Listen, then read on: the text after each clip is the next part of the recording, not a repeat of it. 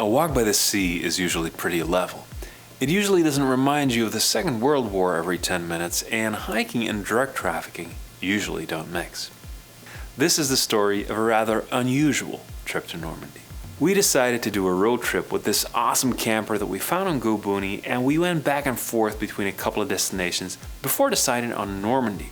Now, that was not the most original idea ever, apparently, because Normandy and France in general get a lot of camper van traffic, and we noticed that soon enough there is a lot of these wooden barriers or gates about 2 meters high and many of the smaller roads that lead to the sea. So you can visit them with a regular car, but they don't want you setting up camp in a van. Understandable, of course, but a bit of a bummer for us. Luckily, we found a nice spot near the beach of Petit.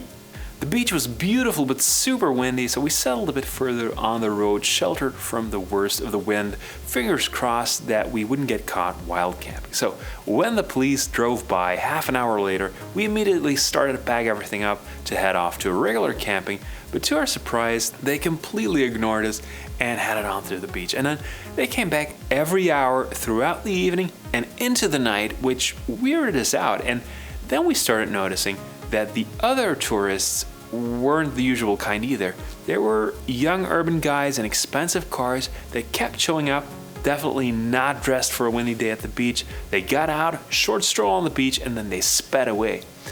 And in the morning, we had a very shady conversation with a guy in a van next to us. So we left the spot confused and a bit concerned, but then someone, thankfully, sent us a link to this, and everything fell into place.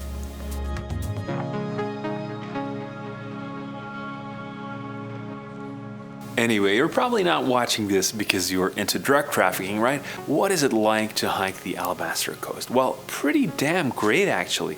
The route we did is a tiny sliver of the GR21 that runs along the French coast from Le Havre to Le Tréport. And honestly, it wasn't on my radar as one of the GR trails that I wanted to do, but it is now. It was voted France's favorite hiking trail in 2019, and it's not hard to see why.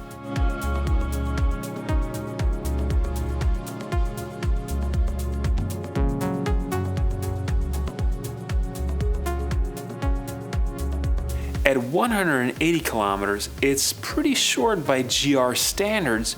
I think you should probably do this in a week. It's a must for anyone interested in World War II since you pass a ton of Atlantic Wall fortifications.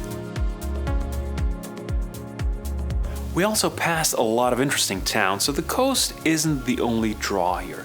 Many places to stay, campings as well, and that's probably a good thing because even though bivouac is legal in France, it's not an easy environment to find a secluded spot in.